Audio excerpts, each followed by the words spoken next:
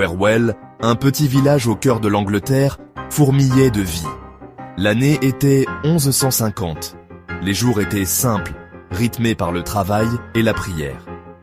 Au-delà des champs, après la dernière chaumière, se dressait une maison solitaire. Elle était vieille, construite en pierre sombre.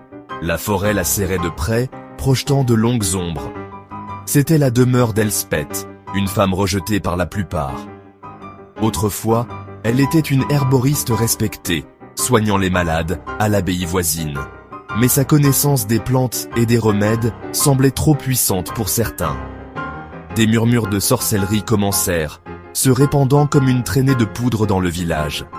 Elspeth fut accusée d'utiliser la magie noire. Les villageois, pris de peur, exigèrent son départ. L'abbaye, autrefois son sanctuaire, la bannit. Seule et le cœur brisé, Elspeth se retira dans la maison solitaire, près de la forêt. Les années passèrent. Les villageois évitèrent la maison, leur peur s'envenimant. Quand Elspeth mourut, un lourd silence tomba sur le village. Un silence bientôt rompu par des murmures d'événements inquiétants. D'étranges phénomènes commencèrent peu après la mort d'Elspeth. Au début, ils étaient subtils. Un villageois, passant devant la maison au crépuscule, jura avoir vu une lueur à la fenêtre. Un autre prétendit entendre de faibles chants venant de l'intérieur, des paroles ressemblant à des prières latines. Les animaux aussi semblaient y perturbés. Les chiens, normalement turbulents, gémissaient et refusaient de s'approcher de la maison.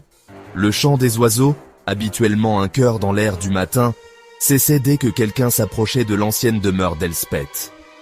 Puis, les apparitions commencèrent. Une silhouette sombre, grande et maigre, fut aperçue près du puits.